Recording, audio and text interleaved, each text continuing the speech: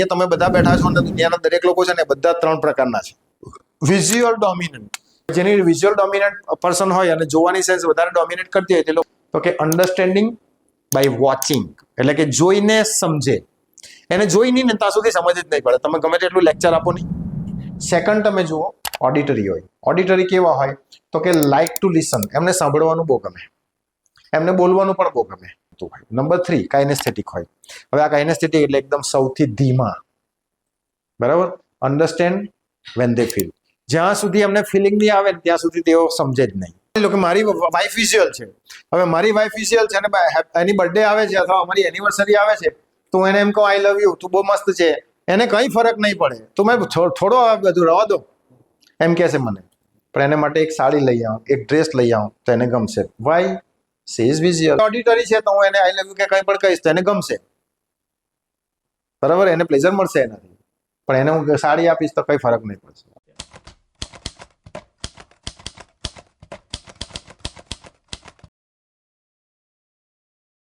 Okay, identify pattern. તમારી કઈ sense વધારે ડોમિનેટ કરે છે તેને ઓળખવું. આપણે ઘણા લોકો વિઝ્યુઅલ હોય, ઘણા લોકો ઓડિટરી હોય અને ઘણા લોકો કાઇનેસ્થેટિક હોય, બરાબર. આ ત્રણ પ્રકારના લોકો હોય છે. હવે આ ત્રણ અહીંયા તમે બધા બેઠા છો અને દુનિયાના દરેક લોકો છે ને બધા ત્રણ પ્રકારના છે, બરાબર. આપણે જે 5 સેન્સ આપી છે ભગવાને એમાંથી આપણે 3 સેન્સ વધારે યુઝ કરીએ છીએ, વિઝ્યુઅલ, ઓડિટરી અને કાઇનેસ્થેટિક. સ્મેલ અને ટેસ્ટ તો કોઈ વાર યુઝ કરીએ આપણે ખાવા બેઠા હોય ત્યારે અથવા અમુક સ્મેલ કરતા હોય ત્યારે. પણ આ 3 સેન્સમાં અમુક સેન્સ ડોમિનેટ કરતી હોય. આપણી અમુક થિંકિંગ પેટર્ન, કોમ્યુનિકેશન પેટર્ન અને લર્નિંગ પેટર્ન આ સેન્સને આધારિત હોય. તો આપણે 3 પ્રકારના લોકો જોઈએ. તમે જોજો આજથી હવે ઘરે જઈને બધાને ઓબ્ઝર્વ કરવા માંડશો. પહેલી pattern visual dominant. Visual dominant એટલે ઘણા લોકોની આ સેન્સ વધારે ડોમિનેટ કરે, જોવાની. હવે જેની વિઝ્યુઅલ ડોમિનન્ટ પર્સન હોય અને જોવાની સેન્સ વધારે ડોમિનેટ કરતી હોય તે લોકો કેવા હોય તો કે અન્ડરસ્ટેન્ડિંગ બાય વોચિંગ, એટલે કે જોઈને સમજે. એને જોઈ નહીં ને ત્યાં સુધી સમજ જ નહીં પડે, તમે ગમે તેટલું લેક્ચર આપો નહીં, ગમે તેટલું બોલ્યા કરો પણ જોશે નહીં ત્યાં સુધી સમજ નહીં પડશે, બરાબર. ગમે તેટલું બોલશો તમે, કારણ કે એ વિઝ્યુઅલ છે. એવા લોકો કેવા હોય તો કે લાઇક ટુ સી એન્ડ સો, એમને જોવાનું બહુ ગમે. તમે જોજો વિઝ્યુઅલ પર્સન હશે ને એને બધું આમ જોવાનું ગમશે, કંઈ પણ. પછી એ નદી હોય, પર્વત હોય, પહાડ હોય, કંઈ પણ હોય. નવા શોપિંગમાં નવી વસ્તુઓ જોવાનું ગમશે. એક વસ્તુ લઈને આવી ગયા એવું નહીં થશે, મારે બીજી 5 વસ્તુ બતાવો, આટલું નહીં ચાલે. જોશે વધારે, પછી પસંદ કરશે. બીજું, શોપિંગ કરીને આવ્યા હોય પછી 5 જણને બતાવવાની એને ઈચ્છા થશે, જો આ લઈ આવી, જો આ લઈ આવી, જો આ લઈ આવી. અને ખાસ કરીને તમને કહું, બહેનો વિઝ્યુઅલ વધારે હોય ભાઈઓ કરતા, તે પણ તમને કહું. આ એક સર્વેને આધારે સાબિત થયેલું છે કે બહેનો વિઝ્યુઅલ વધારે હોય, ભાઈઓ કાઇનેસ્થેટિક વધારે હોય, બરાબર. હા, જોજો તમને આ ખબર પડી જશે હમણાં. Like to see and so. બીજું, create pictures and movies in mind. Okay, create pictures and feelings in mind, મતલબ કે માઇન્ડની અંદર તેઓ પિક્ચર્સ અને ફિલિંગ્સ બનાવ્યા કરતા હોય છે. પિક્ચર્સ બન્યા કરે એમના માઇન્ડની અંદર. તમે કંઈ કંઈ પણ વાત કરો ને એટલે તેમના માઇન્ડમાં એક પિક્ચર બની જશે. અને બોલતા હોય ને ત્યારે બોલતા બોલતા પણ પિક્ચર બનાવતા હોય છે. વિઝ્યુઅલ પર્સન હોય તે, બરાબર. Number next, they are very fast. જોજો, જે વિઝ્યુઅલ હોય ને તે બધા એકદમ ઝડપી હોય. વિઝ્યુઅલ પર્સન બહુ જ ઝડપી હોય, ચાલવામાં, બોલવામાં, કામ કરવામાં. જે બહેનો વિઝ્યુઅલ હશે ને બધા ફટાફટ કામ પતાવીને બેસી જશે. જે વિઝ્યુઅલ એમ કે મને તો બધું કામ પતાવીને પછી જો તો બેસી રહેવાનું, પણ કામ સમયસર પતી જવું જોઈએ. અમુક એવા થશે, હવે શાંતિથી કરીએ, હવે શું ઉતાવળ છે. જે એમ કે ને હવે થશે, શાંતિથી કરીએ, તે કોઈ દિવસ વિઝ્યુઅલ નહીં હોય, ગેરંટી આપીને તમને કહું, બરાબર. વિઝ્યુઅલ હોય તે બધા સમયસર પહોંચવામાં પણ માનતા હોય, ઝડપથી દરેક કામો પતાવી દેવામાં માનતા હોય, બોલવામાં પણ એમની સ્પીડ વધારે હોય જે વિઝ્યુઅલ હોય તે. મતલબ by default they are very fast, બરાબર. લાઈફમાં નિર્ણય બી કરી જ નાખવાનું, વિચારે નહીં. Okay, so they are very fast. Okay, but they are weak in language. થોડી વાતચીતમાં થોડા વીક હોય, ન બોલવાના શબ્દો બોલાઈ જાય, કોઈને ખોટું લાગે એવું પણ કહેવાઈ જાય. ઓકે, શબ્દો પર કંટ્રોલ ના રહે, આ એમનું એક હેબિટ હોય.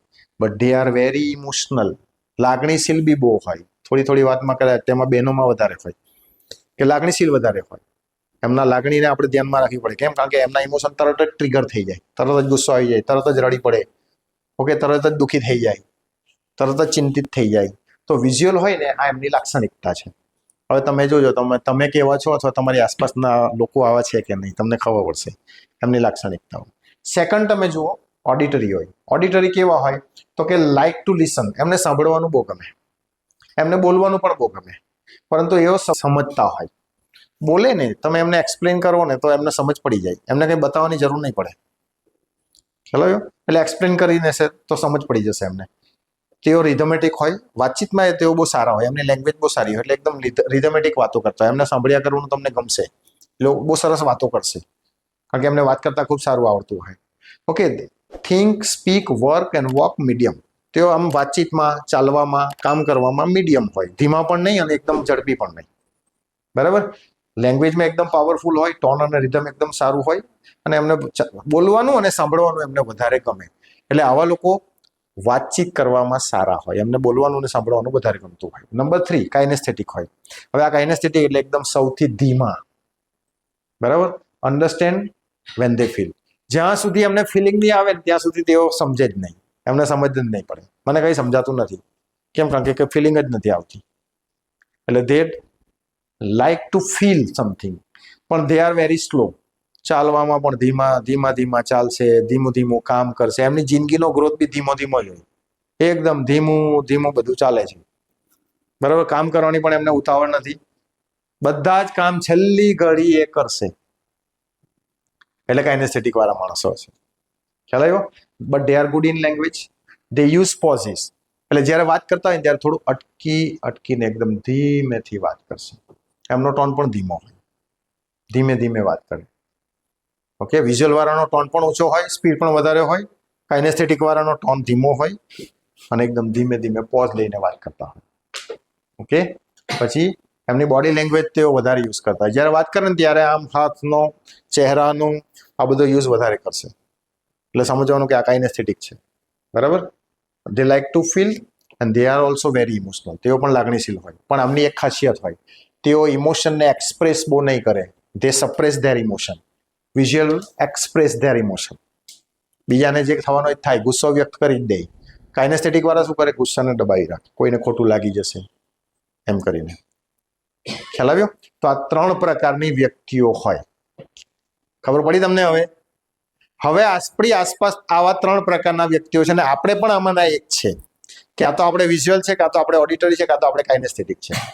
પહેલી એક સ્પીડની બાબતમાં કહું કે તમે જો ઝડપી છો તો તમે વિઝ્યુઅલ છો, જો તમે દરેક બાબતમાં મીડિયમ છો તો ઓડિટરી હોઈ શકો, અને જો તમે એકદમ સ્લો છો તો 100% તમે કાઇનેસ્થેટિક છો. બરાબર, હવે આ દરેક પ્રકારના વ્યક્તિઓ ખરાબ નથી, બધા જ સારા છે, પણ આ દરેકની એક પેટર્ન છે. હવે આપણે શું કરવાનું તો કે આ દરેક પ્રકારના વ્યક્તિઓ સાથે ડીલ કરવાની, કારણ કે આ દરેક પ્રકારના વ્યક્તિઓ આપણા ઘરમાં પણ છે, ઓફિસમાં પણ છે, પડોશમાં પણ છે, બધી જ જગ્યાએ છે. બરાબર, તો હવે આપણે શું કરવાનું તો કે આ બધા સાથે ડીલ કરવાની. માની લો કે આપણી સામે કોઈ વ્યક્તિ વિઝ્યુઅલ છે. ઓકે, માની લો કે મારી વાઈફ વિઝ્યુઅલ છે. હવે મારી વાઈફ વિઝ્યુઅલ છે અને એની બર્થડે આવે છે અથવા અમારી એનિવર્સરી આવે છે, તો એને એમ કહું આઈ લવ યુ, તું બહુ મસ્ત છે, એને કંઈ ફરક નહીં પડે. તો મેં થોડો બધું રવા દો એમ કહેશે મને, પણ એને માટે એક સાડી લઈ આવું, એક ડ્રેસ લઈ આવું તો એને ગમશે. Why? She is visual, she like to see. બરાબર, 5 જણને બતાવશે કે જો મારા હસબન્ડ મારા માટે સાડી લાવ્યા એનિવર્સરી પર, કારણ કે એ વિઝ્યુઅલ છે. હવે જો એ ઓડિટરી છે તો હું એને આઈ લવ યુ કે કંઈ પણ કહીશ તો એને ગમશે. બરાબર, એને પ્લેઝર મળશે એનાથી. પણ એને હું સાડી આપીશ તો કંઈ ફરક નહીં પડશે. હવે આવું બધું શું લાવ્યા કરો? અત્યાર સુધી આટલી બધી સાડીઓ તો પહેરી, તમે એમ બી તો લઈ આવો છો, બર્થડેમાં શું હવે નવી એક આપી તો ફરક પડે? કારણ કે એ ઓડિટરી છે, એને કોઈ ફરક નહીં પડે તમે કંઈક નવું લાવો તો. ખ્યાલ આવ્યો? પણ they like to listen complimentary words. બરાબર, જે ઓડિટરી માણસ હોય ને એમને પ્રશંસા બહુ સાંભળવાની બહુ ગમે, સારું ફિલિંગ આપે એવા શબ્દો સાંભળવાનું બહુ ગમે. એટલે તમને એમ ખબર પડી જાય કે મારી આસપાસ મારા પપ્પા, મારી મમ્મી, મારો ભાઈ, મારી બેન, મારો મિત્ર, મારો કલીગ ઓડિટરી છે, તો તમારે શું કરવાનું? એમની સાથે વાતો વધારે કરવાની અને એમને કોમ્પ્લિમેન્ટરી વર્ડ્સ વધારે કરવાના. જબરજસ્ત રેપો બિલ્ડ થશે, સંબંધો એટલા મસ્ત બની જશે કે એ તમારા ફ્રેન્ડ બની જશે. એમને તમારા વગર ચાલશે નહીં, એ તમારા એડિક્ટેડ થઈ જશે. બરાબર, મજા આવી જશે પછી તમને. છે કે નહીં જાદુગરી ટેકનિક? હા, આ બધું એપ્લાય કરવાનું છે હવે સમજીને. ત્રીજું છે કાઇનેસ્થેટિક. કાઇનેસ્થેટિક વાળા તો ફીલ છે, ફીલ કરે. હું ઘણા લોકોને બિઝનેસમેનોને સમજાવું. મારા એક સ્ટુડન્ટ છે એનએલપીના, તેમણે તો મને ક્લિયરમાં એક્સપ્રેસ કર્યું હતું. એમનો અહીંયા ભટારની અંદર જ એમનો એક શોરૂમ છે. શાનો? સીસીટીવી કેમેરા અને આપણે ઇલેક્ટ્રોનિક ઇક્વિપમેન્ટનો શોરૂમ છે. તો એ મને કહેતા હતા કે સાહેબ તમારો એનએલપીનો વર્કશોપ એટેન્ડ કર્યો અને તે પહેલા હું મારા ટેબલ પર બેસતો ને જે ક્લાયન્ટ આવતા ને તેનો ત્યાં બેસીને જ બધું સમજાવી દેતો કે આટલા પ્રકારના અમારી પાસે ડિવાઇસ છે ને એની પાસે આ ફાયદો થાય ને આ તે બધું, અને ટેબલ પરથી જ કાઢી મૂકતો એમ કે ઓકે. અથવા ઓર્ડર લેતો તો જે આપતા તેનો ઓર્ડર ટેબલ પરથી લઈ લેતો. હવે તમારી પાસે ત્યાં શીખ્યો ને ત્યાર પછી હું ટાઈમ લઉં છું એમની પાસે. ઓકે, એમને બતાવું પણ છું, એમની સાથે એમને બોલીને પણ એક્સપ્રેસ કરું છું. માનો કે આ એક ડિજિટલ ઇક્વિપમેન્ટ મારે સેલ કરવાનું છે તો હું આ બતાવીશ, પણ શોરૂમમાં મૂકેલો હશે તો ત્યાંથી લાવીશ, હું એને બતાવીશ, એમનું હાથમાં પકડાવીશ. પકડો યોગેશભાઈ, આ પકડે ને તો જ ફિલિંગ આવે, ત્યાં સુધી ફિલિંગ નહીં આવે. મને નથી ખબર કે યોગેશભાઈ કાઇનેસ્થેટિક છે કે વિઝ્યુઅલ છે કે ઓડિટરી છે.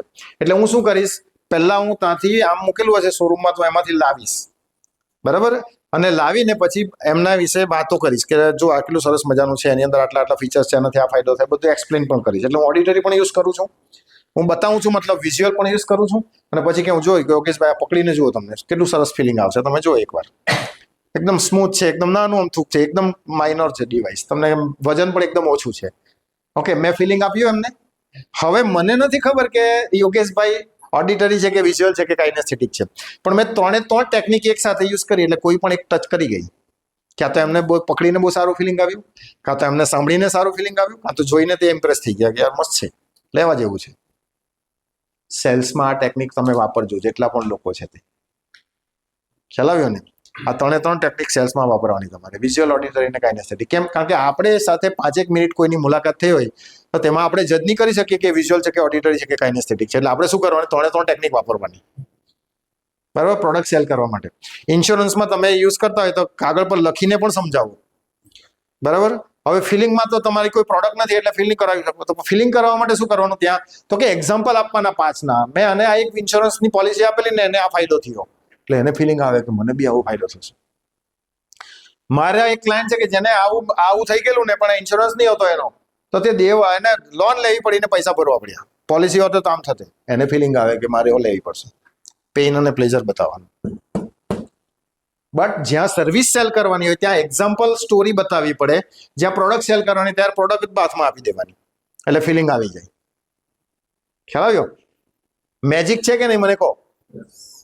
એટલે હવે આપણી આસપાસ ઘરના માણસો, ઓકે, અથવા ઓફિસના માણસો, અથવા કોઈ પણ મિત્ર, અથવા આપણો કોઈ પણ ગ્રાહક કે કોઈ પણ વ્યક્તિ ને તમે જુઓ કે વિઝ્યુઅલ છે કે ઓડિટરી છે કે કાઇનેસ્થેટિક છે, અને પછી આપણું કોમ્યુનિકેશન એમની સાથે તે પ્રમાણેનું હોવું જોઈએ, બરાબર. તો આપણને જબરજસ્ત રિઝલ્ટ મળે, સક્સેસનો રેશિયો આપણો ટૂંકમાં વધી જાય. આવી તો એનએલપીની અંદર ગજબની બધી ટેકનિકો છે.